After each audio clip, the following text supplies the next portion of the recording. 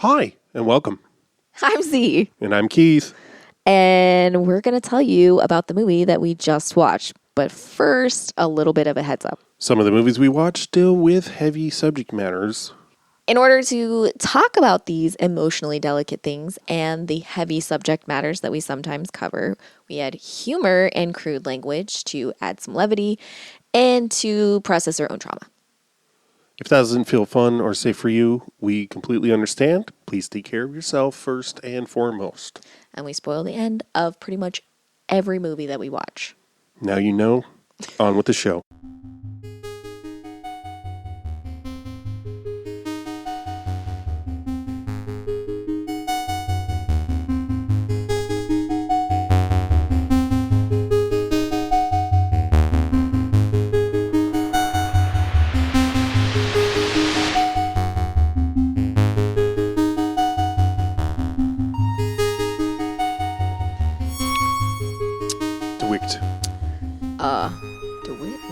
Dwicked.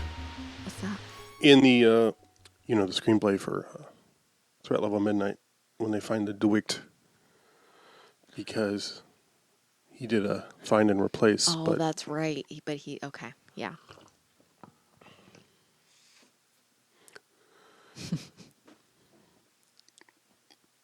I Oh, man.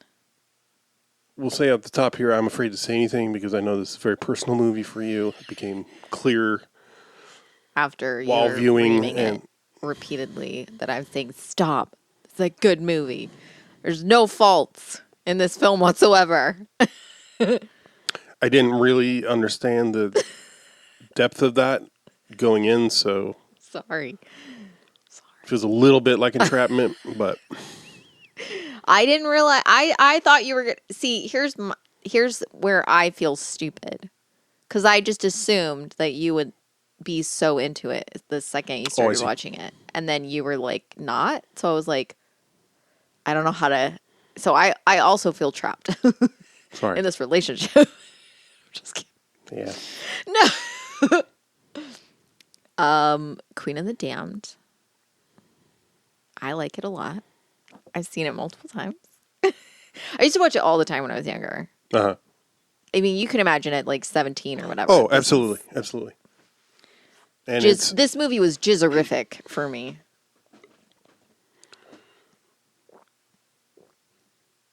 And it goes so hard on the music. Yes. So I totally get. I'm not gonna lie, I love that. I think it actually does a pretty good job compared to most movies that do shit like that. Yeah, like I know the what you fact mean. that they got real, like they actually got like popular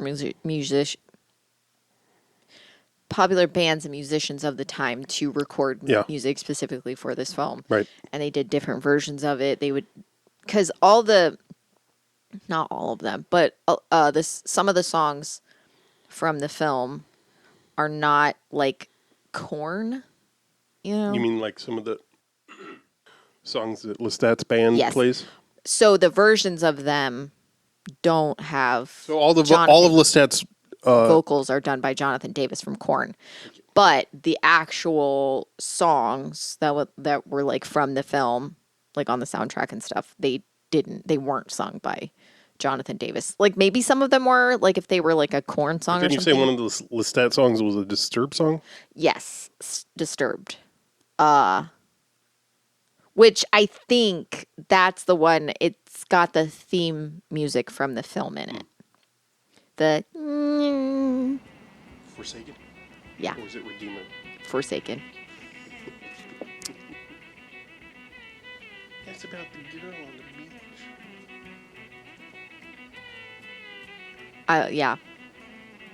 I loved the look of everything. I think they do really good. And like, I don't know. I just like this movie so much. I don't know why.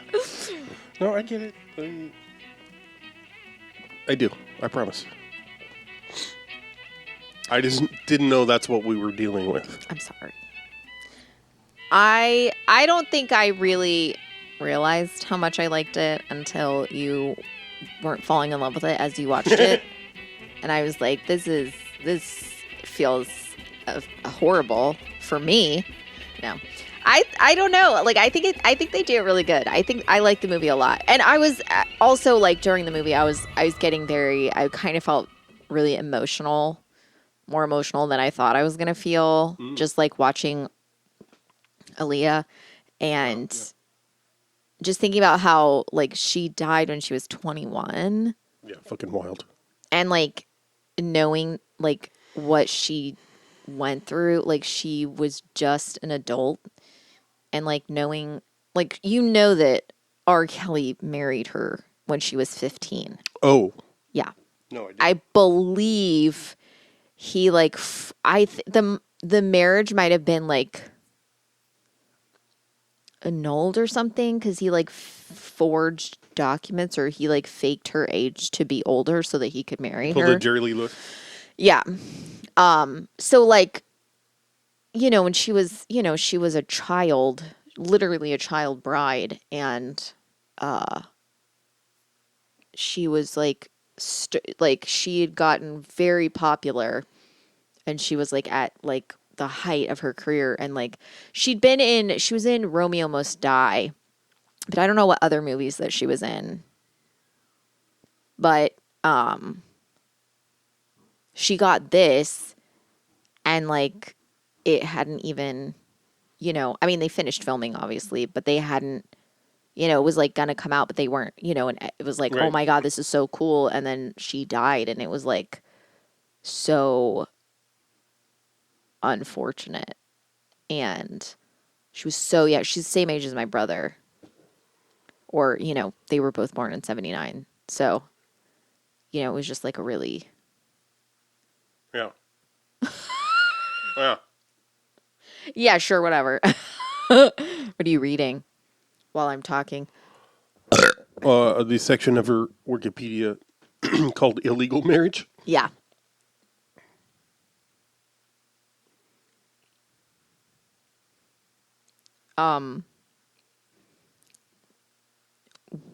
I've discussed this on the pod before, but I am obsessed with The Secret Lives of Mormon Wives.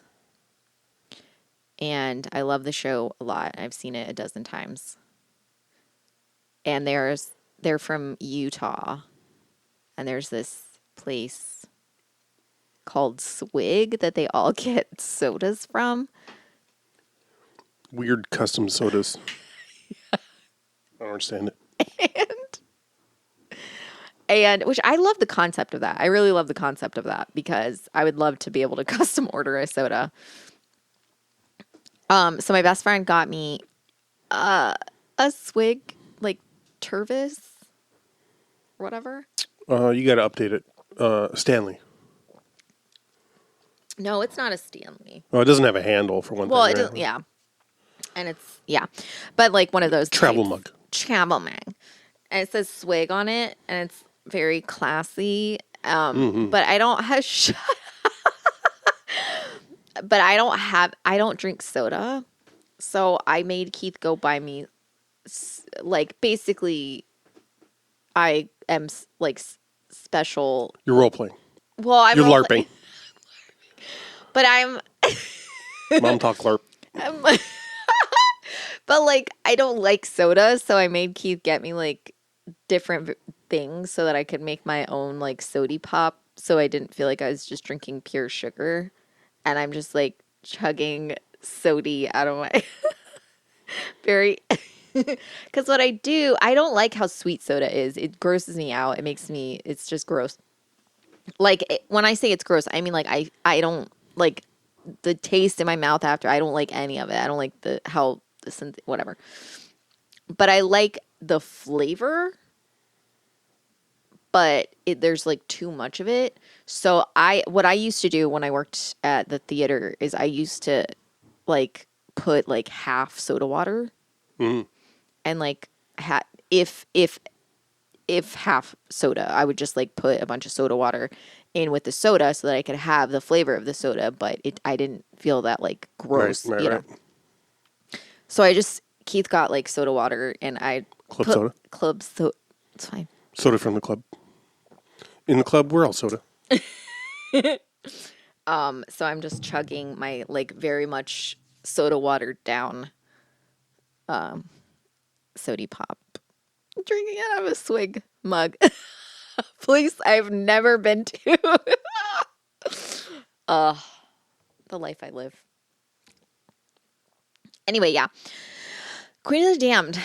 Vibe magazine leaked the marriage certificate in which she was. It gave the date of the marriage, and her age was listed as 18.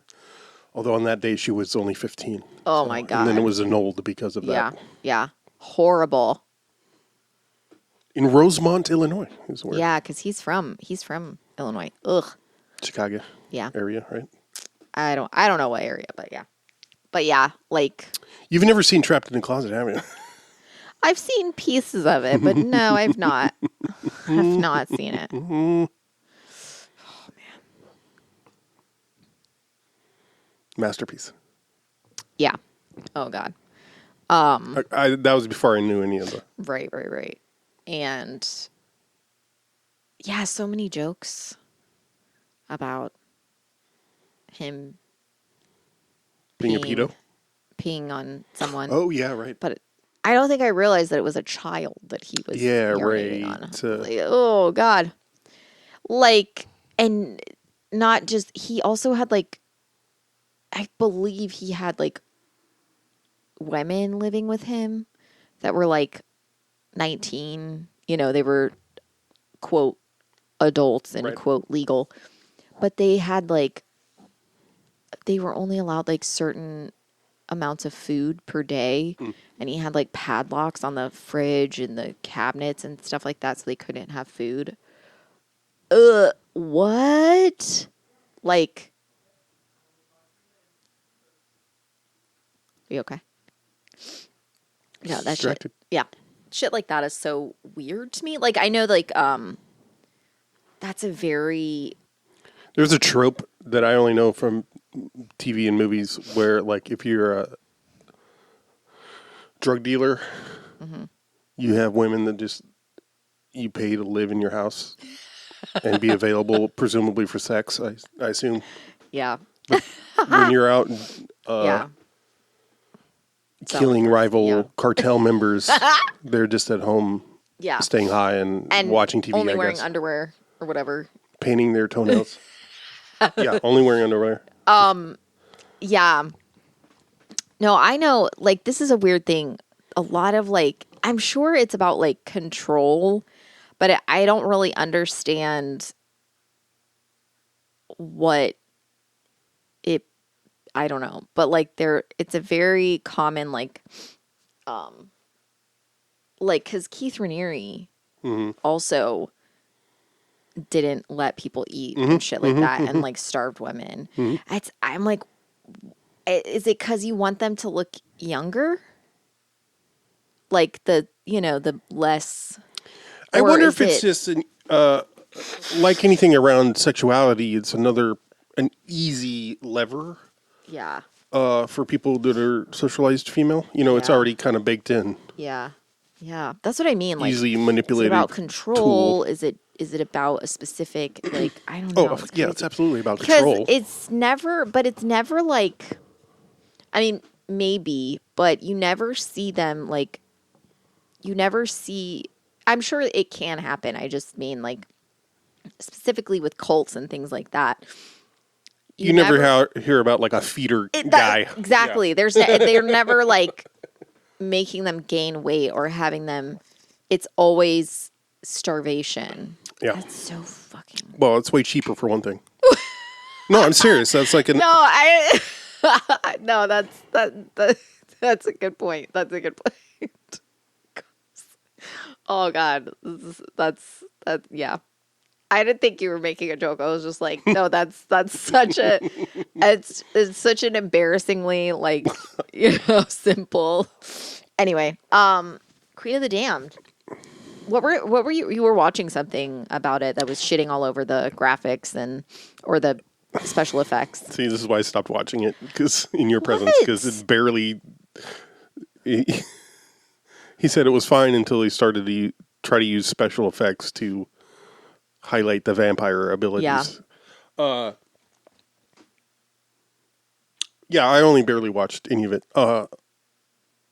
And it was that channel is, I believe, comparing film adaptations to the source materials. Yeah.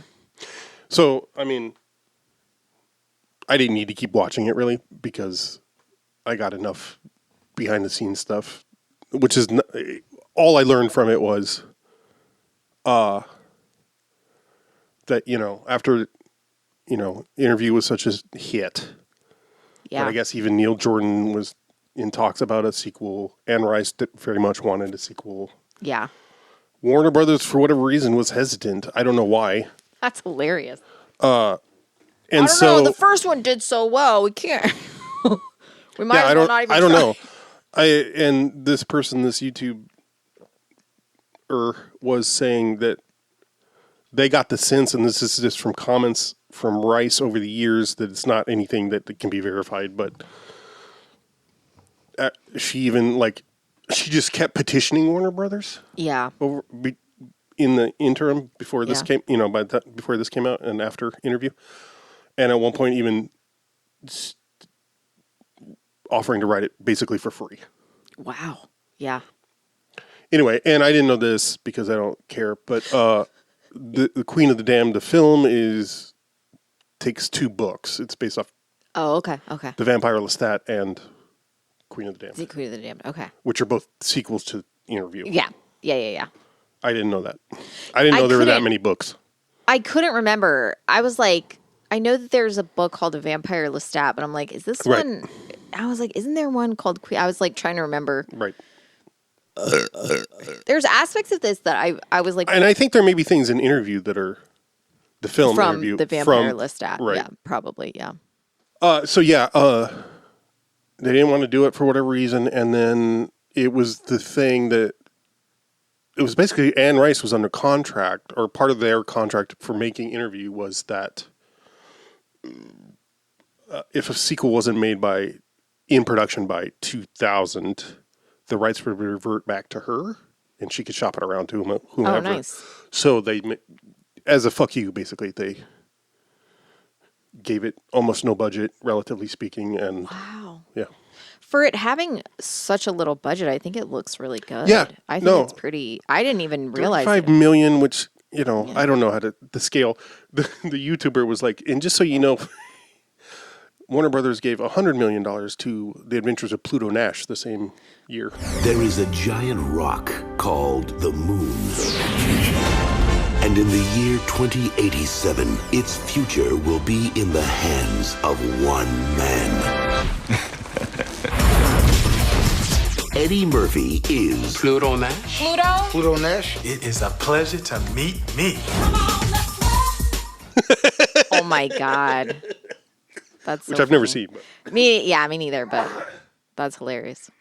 Yeah, it's such a, it was such a phenomenon.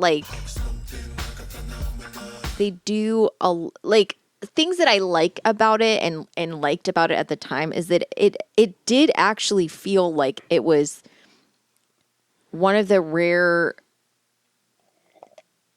times when they actually bothered to tap into culture at the time. Right. The way people looked, what they listened to, the bands that were popular. And for 2002, that was a very new concept. Right. It's not like it had never happened. It's just being able to do it well or seeming like you're doing it in a way that wasn't embarrassing to watch. Because even if you got good band, a producer would be like, no, we need it to look like this or look like that. There'd be all kinds of infighting and shit like that. And it was done. I feel like it's a very unique film in that it's a mainstream movie that almost feels like it's not. Like it Yeah, has I get you. it is very, but it's ridiculous. It's a ridiculous fucking movie. And it's lots of fun to watch. And it also like says like, yeah, let's just fuck around with new metal and act like this is the best genre of music that's ever existed. And it's like to be able to like watch, like knowing that I was like very much into that scene at the time and I loved all of that music, to be able to look back now and be like, this is so hilarious to look back and realize how the actual like depth of that music and how it's very shallow. It's just ridiculous. Like dudes being like, I had a feeling. exactly. I had an emotion once. Oh wow. I sorry that I hit you so hard. I slapped your arm so hard when that played because I was unprepared for some reason. It was warranted, and two, I didn't. It was fine. Okay. I thought it was funny more than anything. He full on karate chopped me in the arm. He just I'm never prepared for the sickness. But like, that was like. Was this a Hell's Angels convention? Just trying to. Can I see the road if I turn my neck a little bit? I gotta see the source of the sound. I know. What am I supposed to do with this autism? The smile on your face while you were looking was a little. Well, just laughing at my own joke. Oh, okay. So.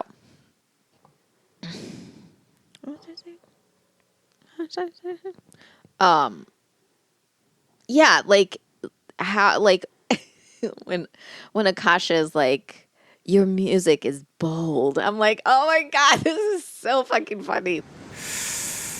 You're bold like your music.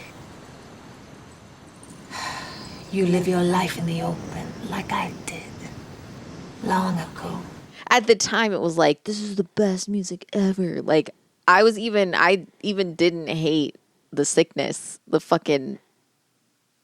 I thought that dude was hot. Barf. Yuck. The fucking. I don't know what anybody looks like. Fucking. They all are just a sea of white dudes with dreads and braided goatees. Well, here's what the David Draymond from Disturbed. Hello, darkness, my old friend. I still can't get over the fact that my old fucking boss like cornered someone in her office and made them listen to that song. She's like, "Oh, it's so good. You gotta listen to this." She's like, "Have you heard this version?" My favorite like, is no.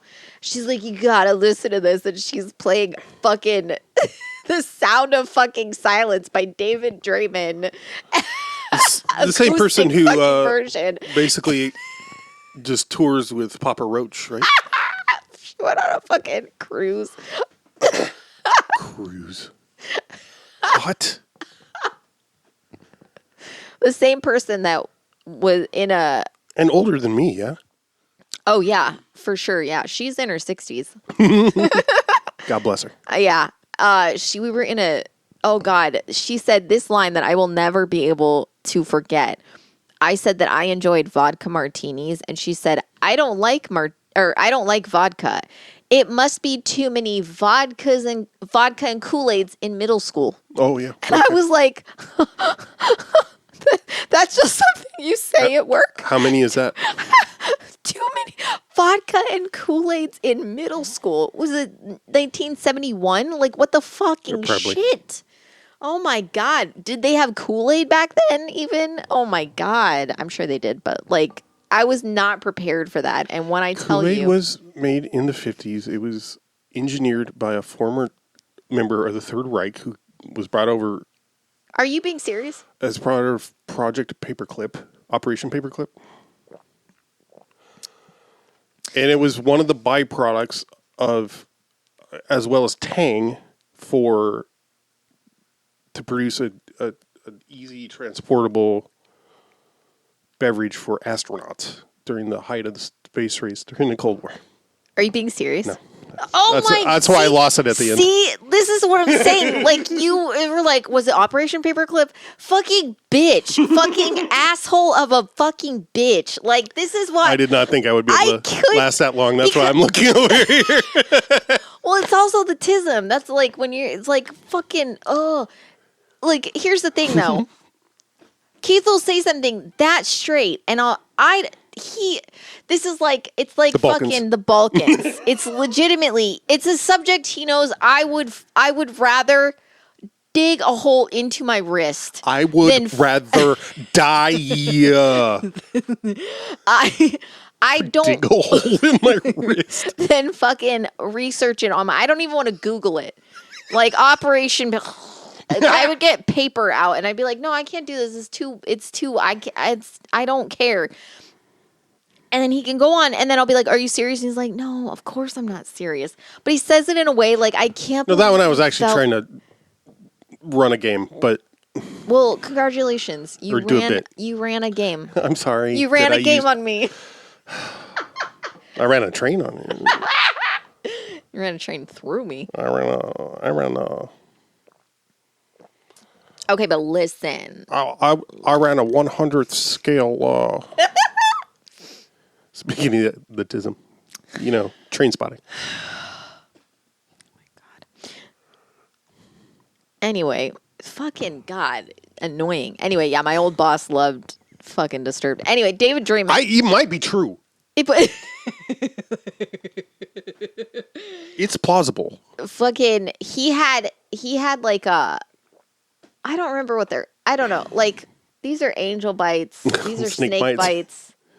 And then, but he had the two right here, but it was like metal and it was like these long, like, I don't know. It sounds disgusting to say it out loud. I thought it was super fucking hot when I was 15 and didn't know better. Right. And and he has like a shaved head. I assume because he was going bald at the age of 19 and a half or whatever. So I was like, oh, he's really hot. And now I'm like, oh my God, what the fuck? What the fuck was wrong with me? You were 15 or whatever. I know. And I was like, men are attractive. And then I make out with and then and then I'd see big tits and I'd be like, wow. I like dudes so much.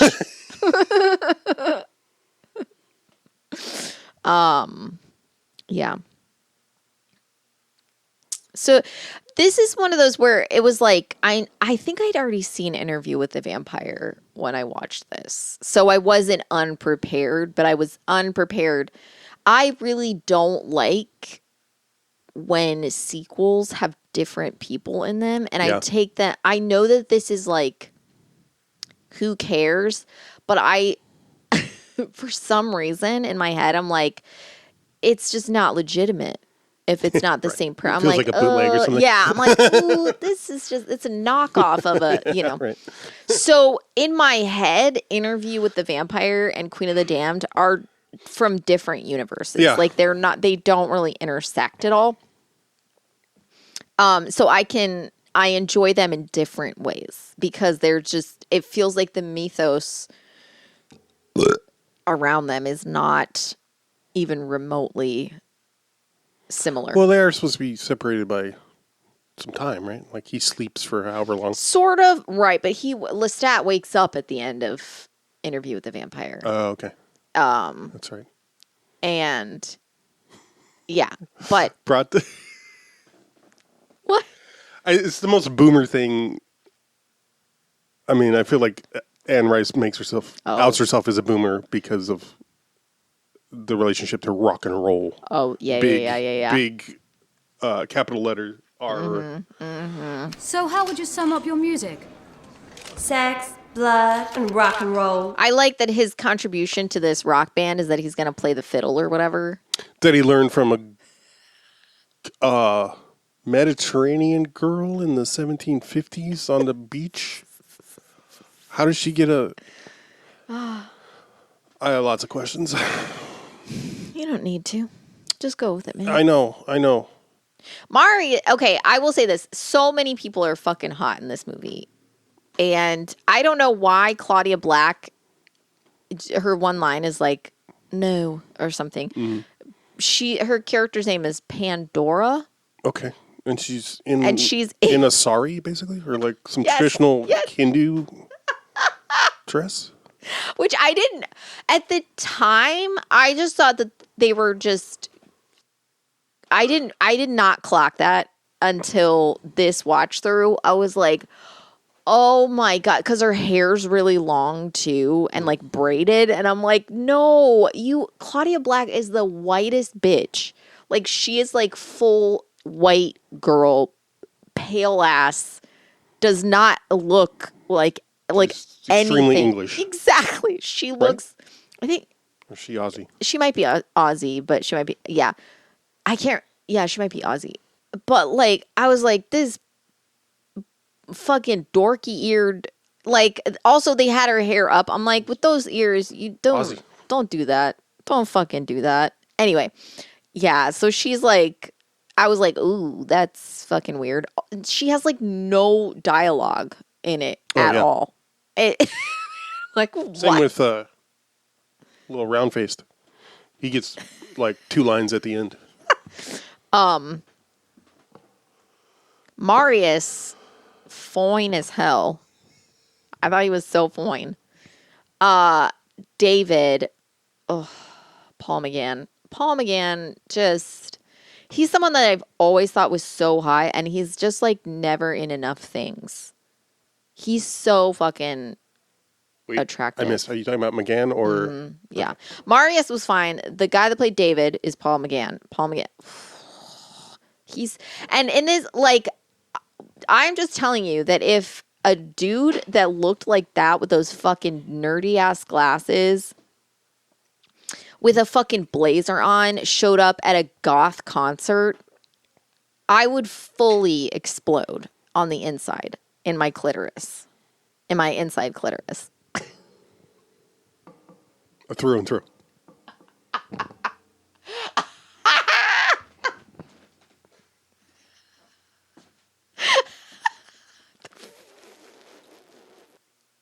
Yeah, okay. Yeah, all right. The I want to say plot, but that doesn't feel right, of Queen of the Damned is that Lestat wakes up He's awakened by rock and roll. after years of slumber when he hears Louisiana goths Practicing in his own... in a bandit, I don't know, practicing. And then, he says in my own house. Yeah. So I went to sleep, hoping that the sounds of the passing eras would fade out and a sort of death might happen. But as I lay there, the world didn't sound like the place I had left, but something different. Better.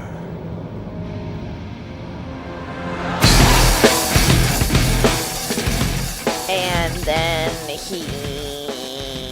I love his entrance, though. That is hilarious. Yeah, no, I love it. Where he's just like,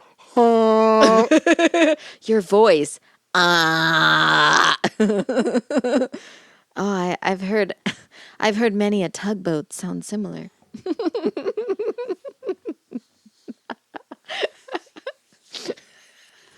Keith had to wipe his whole face off after I made that joke. Foghorn Leghorn over here. So then the troglodymy, tracheostomy, Testarossa.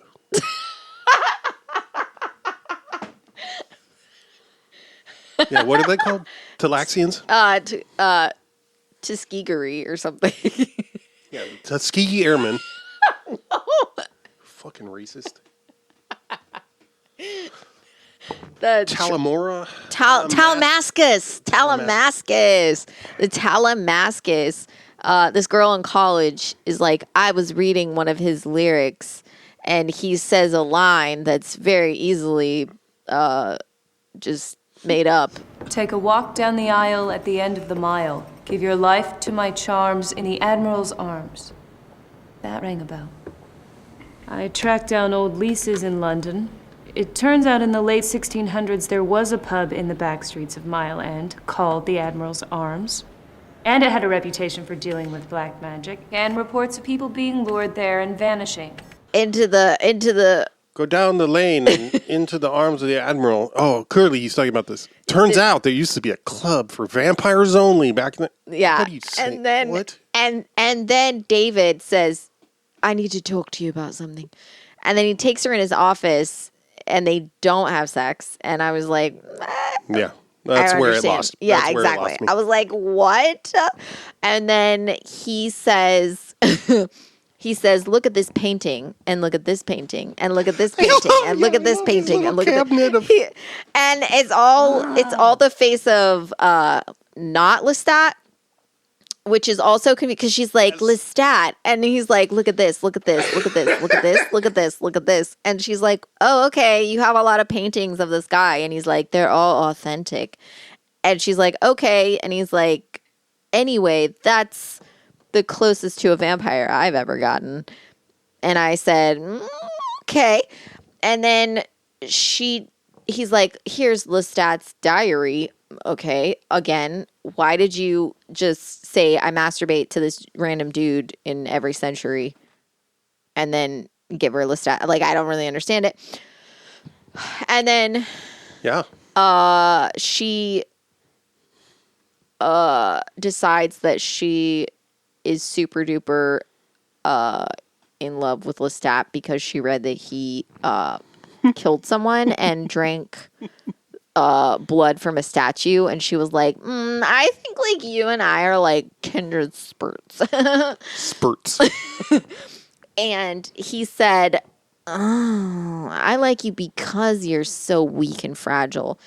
And she says, I have a safety pin, and this is how most teenage girls injure themselves in the early aughts. And he says, and then he eats a woman in front of her, and she says, you know what? I'm going to fucking go to his concert. And David says, I don't think you understand what you're doing. Use it. David's like, you're going to a concert in America? Girl, you are down bad. You are crashing out. And he said, for real, no cap. And she says, dead ass, and she hangs up. And then she says his riz is off the charts. And she goes to the concert. In Death Valley, by the way. Yes, in Death Valley, California. Everybody's surfing. It's a Death Clock concert. Legitimately, yeah. And yet they're warming up the crowd with Disturbed. Yeah. And keep. And it looks like, not only is it's a Death Clock. I blacked out after that. So it's when Death Clock performed at Burning Man. Yeah. Which would have been, I think this was around the time when it was around then. Yeah, it was a little blown bit up, right? Yeah. So then all the vampires are pissed at Lestat because he's like, no, I'm legit for real, a vampire. He's like, hey guys, I'm a vampire.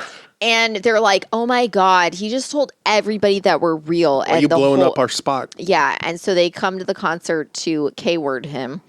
And he says, oh, I'm Jonathan Davis. Yeah, and he says, I'm Jonathan Davis.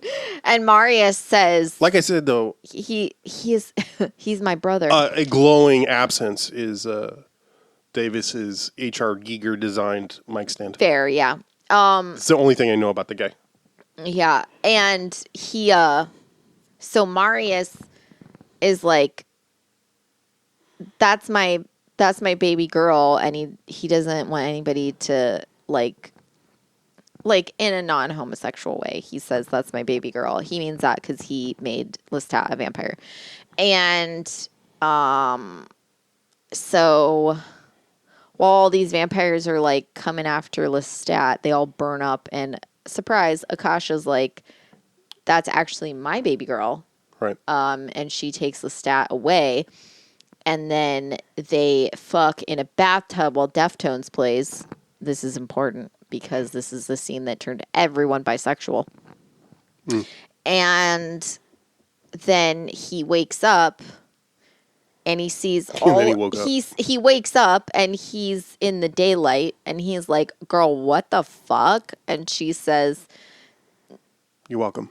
She says, "For real, dead ass, no cap." Skibbity. Yeah. And he says, "I can't believe you did this," despite the fact that they both ate all these people together. But I guess he's just that is one of my favorite scenes. Yeah. Is He's looking, like, looks "I out can't over the believe- beach and it's I can't believe bodies. a black woman did this, and he's like, Wow. Exactly.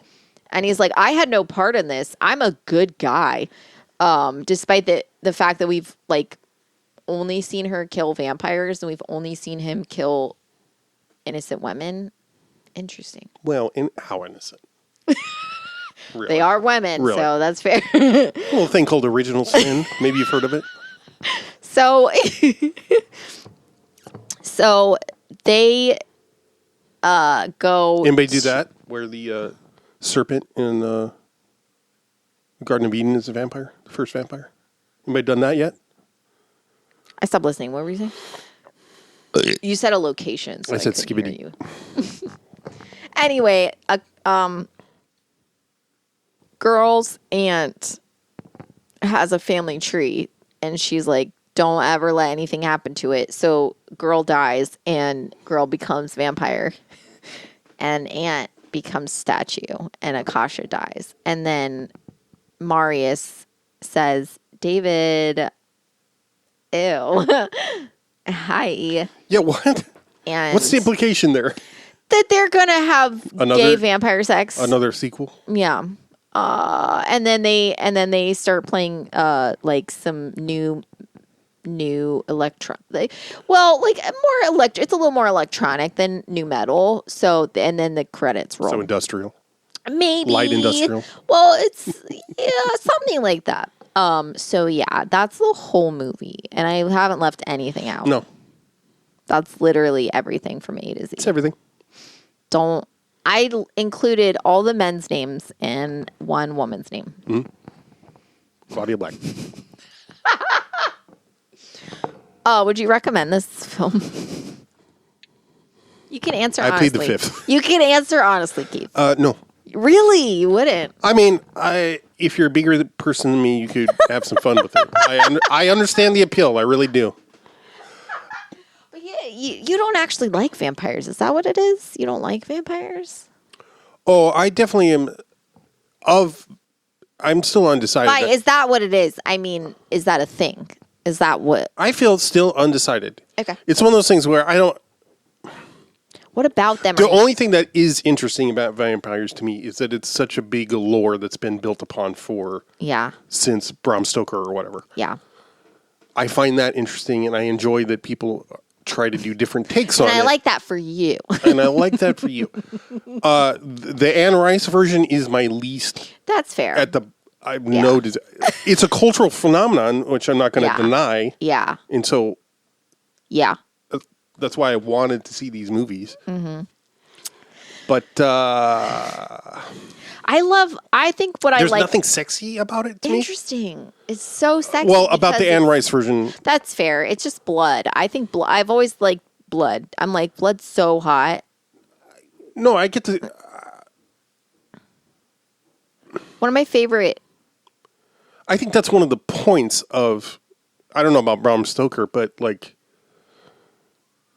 I think the sexuality aspect of it, or the psychosexual aspect of it, is interesting. Yeah. And something to be played with.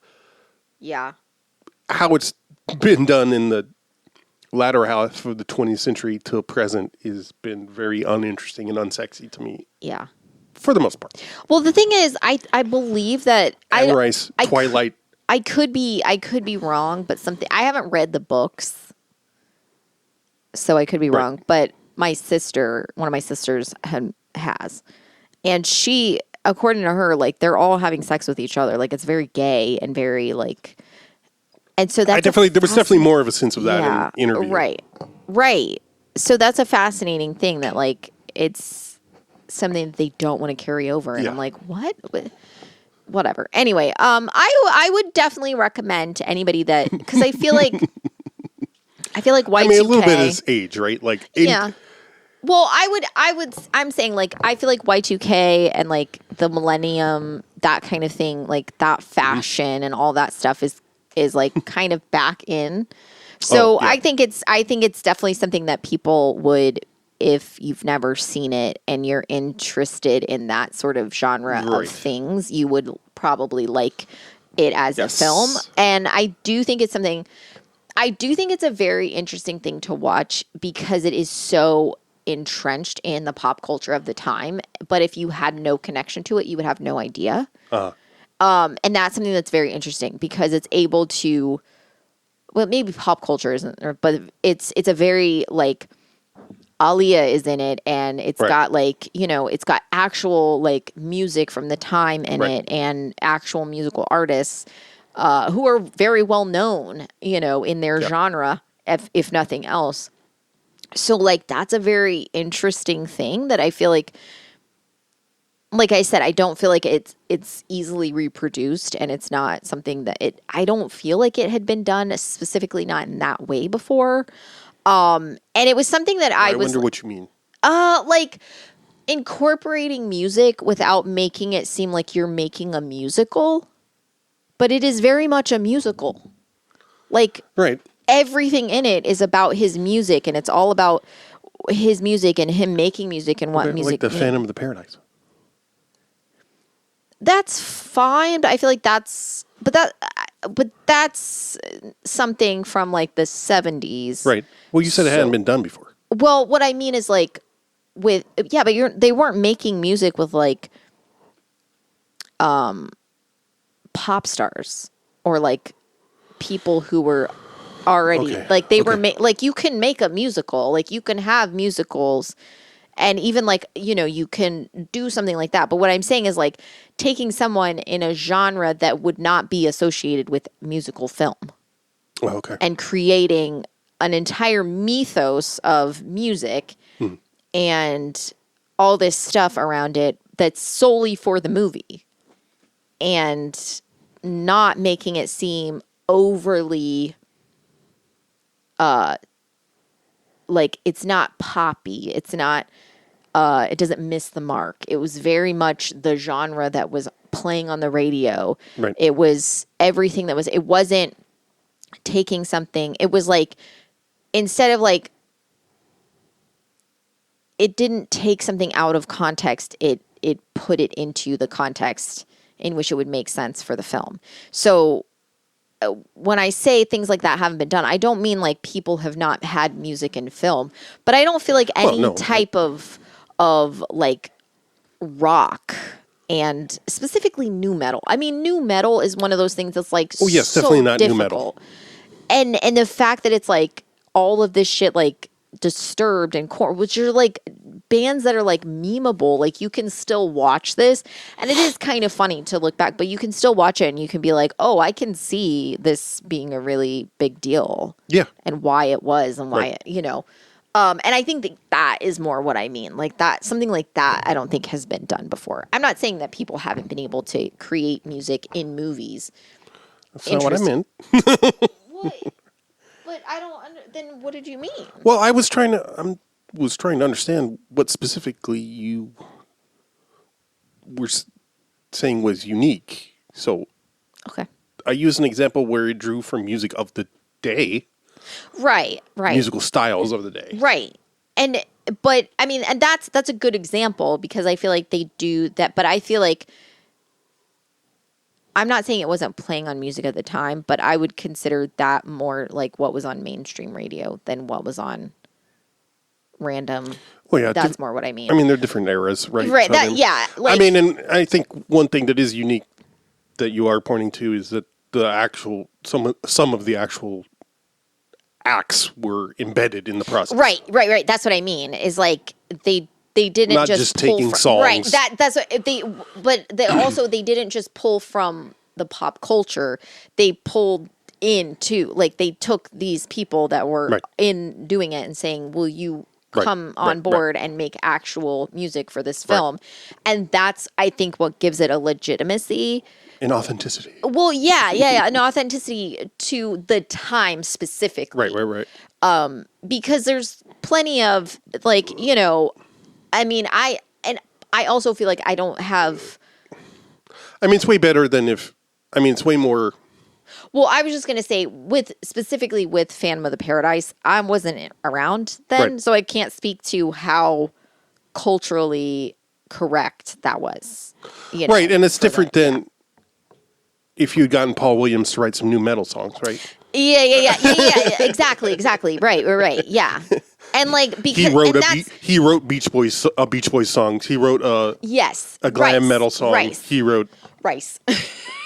Right. He like that's more what I mean is like Right. a lot of times they'd be like, how can we make something that sounds like the thing Right. of this Right. time? And that's sort of where it falls apart a tiny bit. Absolutely especially can. Yeah. in like times when you're taking a specific genre that Right. has like a very specific moment fan base. time. Yes, a moment in time, and fan you're right. base. Yeah. And saying Subculture let's just built up around it. Let's just me not really. Yeah. I'll listen to a couple of those songs and create what I think a movie version of that could be. Horrible. It's always horrible. Which is why it's funny to me when that's where it clashes with the source material, I think, in this film when they talk about rock and roll. And Yes. then it's yeah. what. Yes. And then I'm not it's saying it metal. doesn't fall under the umbrella No, of rock for and roll, sure. but like, sex, blood, and rock and roll. Yeah. It's like the songs in Stephen King. But I book. get You well, like- no, for you sure. know what I But I do feel like there is a sense of where it would work is like that line makes Lestat seem a little bit out of place in time, which would make sense. Sure, because he is. But the rest of him doesn't. Like the rest of the time, he doesn't seem that way. Right. So it would make more sense if he was like if it was a little bit off. Back and forth. Yeah. So this is our last entry. Ooh, yeah. So Vamp is probably the winner. Or, yeah, Vamp is probably the winner, and runner-up is probably... Okay, we did Salem's Lot. Yeah, Salem's Lot. Fuck. Blade. Bleed. Vamp. White Worm. The Lair of the White Worm, and then Queen of the Damned. Yeah, White Worm, I think, wins for me. Vamp, close second. Yeah, I think maybe they're tied, because I don't know which one I like more. I think... This is a thing I don't know how to name. And if you're a longtime listener, for the two of you, thank you. You may have sussed this out better than I have. But like Vamp is more of a solid film. Okay, yeah. But Lair of the White Worm edged it out for me because it's of what it does. Yeah, for sure. It's not a better film. Yeah, for sure. It's more ambitious. I don't know about more ambitious. It's just the Ken Russell thing of... Yeah, it feels more experimental. Right. Yeah, and that's... That goes a long way with me. Yes. It's not, as we learned with The Portrait of a Lady, a lady. It's not always the only thing. Yeah. But if you're trying to do something different, yeah, you usually get I'll give you a lot of leeway. Yeah. Once. Yeah. Anyway. Vamp, I think, is, like we said before, almost a masterclass of how to make something look great. Yeah. And tell a story with no budget, probably. Yeah. I don't know that, for me, I don't know that there's any real losers, because I feel like I got something out of all of these. Well, I lost something last night. Yeah, I know. I was going to say, you don't feel the same. No, I'm just kidding. I think there's a I wasn't having a bad time necessarily. But, Yeah. But then I felt like, well, I can't really You can't let respond loose. to this film. You can't let loose and Which is okay. Again, it was more that didn't know that's where we were. yeah, I didn't, like I said, I didn't know that's where I foolishly assumed. I don't know why I assumed that, because why would you enjoy the things I enjoy? Well, because you know how much I love Korn and well, I know how much you Disturbed love new metal. I know how much you like heteronormative romantic storylines. Yes. I know how much you are a fan of Aaliyah. I know how you really I'd say this. She was fabulous. No, that's true. That's true. She's And actually really great. something that I was like, there's like a few things that I was like noticing Yeah. while watching it last night that I was like, first of all, her performance is amazing. Yeah, she's great. And that's where that took me out a little bit, because I was like, oh, she never got to see how great she was in this, you know? And so I was like, oh my God. And she was like very excited to do it because she was like a big fan of like vampire lore, and she really wanted to do like a horror movie, and she was like super excited and shit like that. And so I was like, ugh.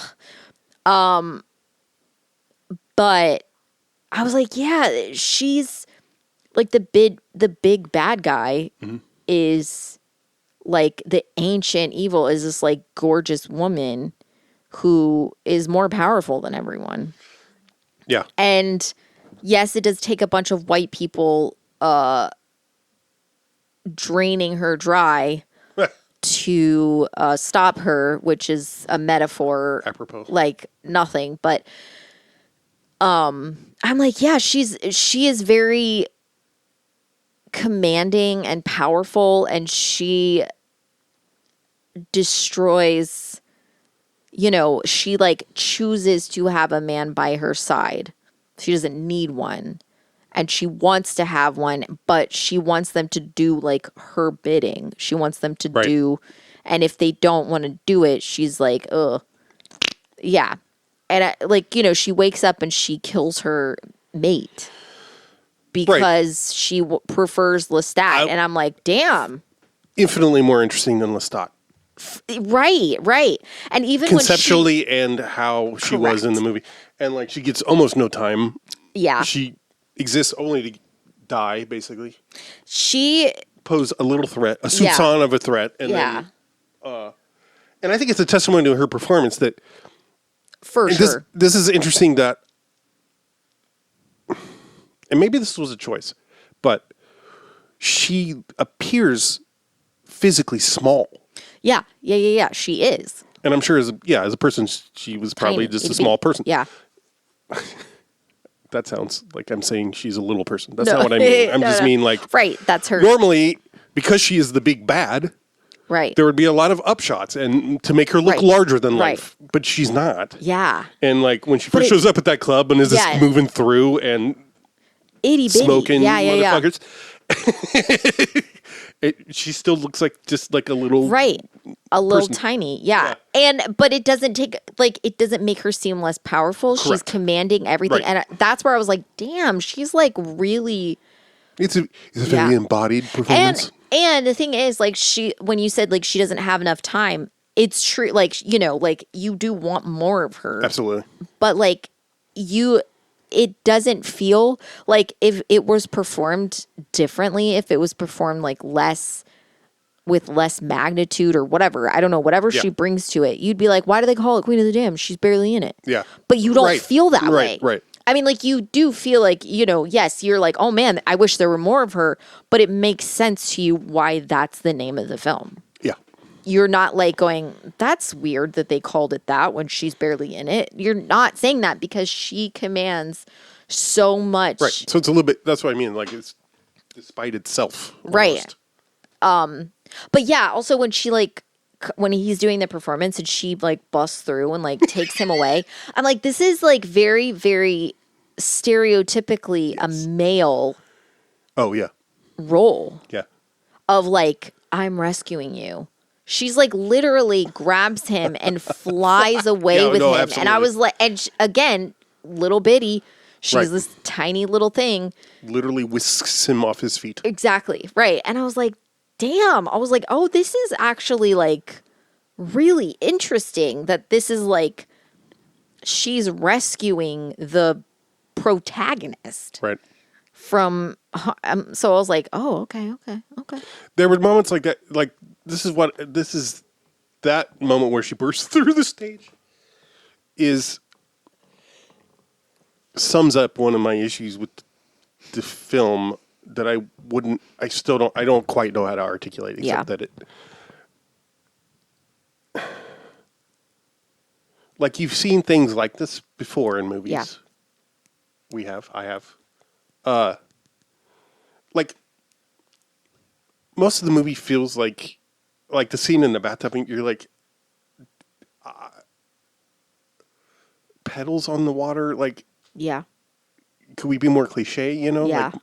And so even her bursting through the stage, which I've not seen literally someone burst through a stage like that before. Yeah. But, that kind of an entrance. Yeah. But the way it's shot, it's like... Yeah. It's very weird. It's very strange because it's like, it's the kind of thing that you would expect to be a tight shot or at least back and forth so that it seems grander. Yeah. The way that it's shot, it just seems like... Okay. And she's going so slow too. That was something I noticed. I was like, what is happening? It looks like you're watching a live, like a set piece. Yeah. Like an opera. I don't know if you've ever seen, like, when people do elaborate set pieces for musical theater or operas or whatever. I've seen movies where they do it. Yeah. But it's like, oh, here's a cantilever thing, and she comes up on a way to make special effects on a live stage, which of course I enjoy the craft of. But I don't know if you're aware of this, but I did see Chris Angel die live on stage and get brought back to life. So, wow, what's it like to be in the presence of such a hack? Shadows you don't see, moonlight when she fades. Akasha, rising with no sun. Sink your teeth in me, blood type that you need. Akasha.